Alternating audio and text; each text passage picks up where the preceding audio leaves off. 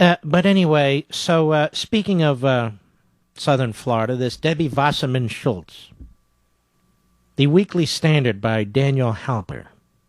You know, she's running around this Schultz, wanting to know about Mitt Romney's finances. You see, this is what the liberals care about, Mitt Romney's finances.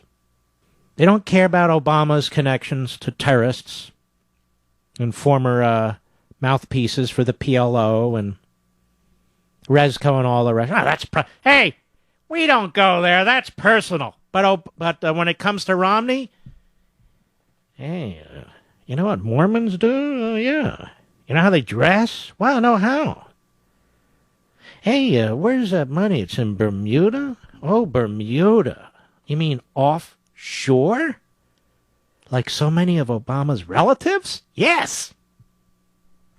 But anyway, disclosure forms reveal that Democratic National Committee Chair Debbie Wasserman Schultz, a member of Congress from Florida, unfortunately, previously held funds with investments in Swiss banks, foreign drug companies, and the State Bank of India.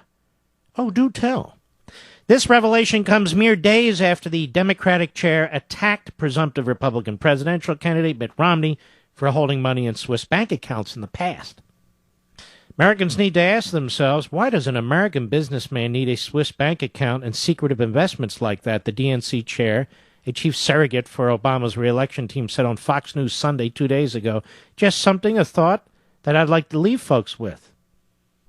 Right. Let's invest it in the federal government where our money is really handled properly. What do you say, folks? And then we can get our 0.9% return on our investment. That's what we'll do. They're worried about Romney putting money in these accounts. I'm worried about the Chinese putting money in our accounts. But apparently they don't worry about that. That's right. Red China has what? Trillion? 2 trillion? I don't know. In our treasury instruments? That's not a big deal. It's been a consistent theme of Obama's re-election strategy. Attack Romney for foreign investments he held, especially in Swiss bank accounts, to try and promote his wealthy, out-of-touch businessman persona. But disclosure forms reveal that in 2010, Debbie Wasserman Schultz invested between $1,000 and $15,000 in a 401k retirement fund run by Davis Financial Fund. And as the fund itself discloses, it's invested in the Julius Baer Group Ltd.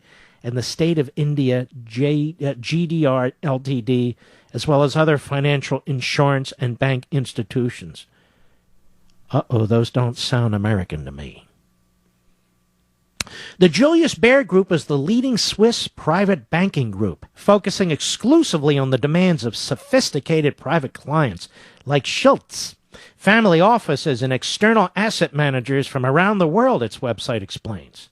Bank Julius Baer is the principal operating company of the Julius Baer Group, with origins dating back to 1890. The rich Swiss heritage, this is off their website, becomes manifest in the values for which the bank stands, such as trustworthiness, accountability, discretion, and expertise. However, at the same time, Julius Baer is a modern, forward-looking company at the leading edge of a genuine growth industry. By the way, you can find this article on drudgereport.com. Wow! Wasserman Schultz has invested with the Julius Baer Group, a Swiss private banking group. Similarly, according to disclosure forms from 2004, Wasserman Schultz had holdings in the Fidelity Advisor Overseas Fund. Did I say overseas? Now, that fund is invested in HSBC Bank, a British financial institution. Henge Deli Holdings, a Hong Kong watch company. Novo Nordisk, a Danish drug company. By the way, if I'm mispronouncing the names of any of these companies, too damn bad. Volkswagen, a German auto company. Rakuten, or whatever, a Japanese shipping business. Reichmont Sci-Fi something or other, a Swiss luxury goods company, and many others. Oh, Wasserman Schultz is not investing in America. To be clear, there's nothing in Debbie Wasserman Schultz's disclosure forms to suggest that the DNC chair invested in anything illegal. Not yet, anyway. But it's clear that some of her holdings had investments overseas in Swiss banks, foreign drug companies, the State Bank of India, and many other overseas holdings. The hypocrisy, though, is clear, writes Daniel Halper. The Democrats, as well as Obama, hope to paint Romney as an out-of-touch man for holding money in overseas bank accounts, when in reality, their own chairperson woman man, Wasserman Schultz, had overseas investments. And by the way, all this comes in addition to Wasserman Schultz's refusal to disclose her own tax returns, despite continuously calling on Romney to do so. That's right. So let me call once again on Wasserman Schultz to release her tax returns. Now that we know of all her foreign investments, is she trying to hide something? Doesn't she believe in America? And while we're at it, how about this Jay Rockefeller? He worked so hard for his tens of millions of dollars, being born and all. How about we look at his tax returns? What do you say, Jay? Then there's always John F. Kerry, F for the 2 courses he failed when he wouldn't release his transcripts. Yes, John F. Kerry parks his little boat in Rhode Island to avoid taxes in Massachusetts. Naughty. And he worked so hard for his wealth, too, marrying into the Heinz fortune, as his wife did. Are they going to release their tax returns, too? What kind of investments does Kerry have? Are there any more Kennedys in Congress, Mr. Producer? I don't think so. Too bad. We'd want to see their investments, too. Yes. Let's everybody release tax returns in public office. What do you say, folks? Oh, yes, we remember Joe Biden releasing his information. What did he give to charity? About 14 cents? Reminds me of Clinton's first released tax return, where he gave to some group, maybe it was the Goodwill, I don't know, used underwear. Used underwear. Now he runs around the country saying, I don't pay enough taxes. But we come full circle, ladies and gentlemen. What the hell does this have to do with anything? Nothing. It's not going to help you with your job. It's not going to help you with your home. It's not going to help the nation move forward. It's not going to unleash the economy. It's not going to strengthen our Constitution. It's not going to secure the border. It's not going to do anything, which is exactly why Obama and Schultz and little Dick Durbin from the great state of Illinois and the rest of the cockamamie, phony politicians who are destroying this country want to talk about. They want you to go into that voting booth on Election Day and think Swiss bank accounts. Is that what you're going to do? I'm just curious.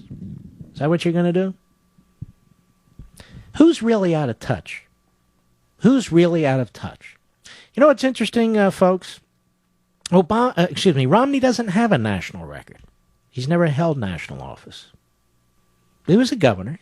He's got that record to run on or run against, depending. But Obama has a record. It's a disaster. See, I look at things differently. I wish we lived in a society where we could make an enormous amount of money and all of us could have Swiss bank accounts. All of us could make investments in Bermuda or wherever the hell people put their money. Why not? What's the big deal? That means you've made so much money, you're so successful, that you've contributed mightily to economic growth in this country, to all kinds of people, all kinds of families. You've done something positive. Whereas if you're a drag on society, you're a loser, you're a taker, you create nothing except misery. You don't create jobs, you don't create wealth.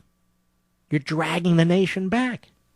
This seems to be the constituent group that Obama's focused on. But I want to make one other point. People like Obama, that is, the people on the left, they don't think much of American sovereignty. They're more than willing to enter into treaties whenever they can and confer unconstitutional power on the United Nations. They talk about the importance of getting along internationally, don't they? Obama runs around the world apologizing for us, bowing down to people, all kinds of stuff. They say it's a global society. Right? They'll even use foreign law on the Supreme Court, the leftists, to interpret our Constitution. But never, ever, ever open a bank account in Switzerland because that's bad. We can sell our sovereignty down the road to any country in the world. We can confer our sovereignty onto the UN. We can do all these things in the name of international peace. Can't we all get along? But whatever you do, don't invest one damn nickel in a foreign account, because if you do, then you're out of touch. So you can sell the country down the proverbial toilet, flush it down the proverbial toilet if you're Obama, by cutting all kinds of deals. But if a private citizen wants to put money in an account offshore, not to cheat, maybe they don't like the 0.9% return they're getting on their certificate of deposit in America. Thank you, Federal Reserve. Thank you, Obama, and your pathetic fiscal policy. Then we're supposed to assume that the guy's out of touch, and he's horrific, and there's something wrong with him, and he's covering something up. And the person making this accusation was hanging out with former terrorists with the Weather Underground and a mouthpiece for the PLO. Let's see. Let's weigh this. Who would you vote for? I try to put things in perspective, ladies and gentlemen, bring a little context to the debate.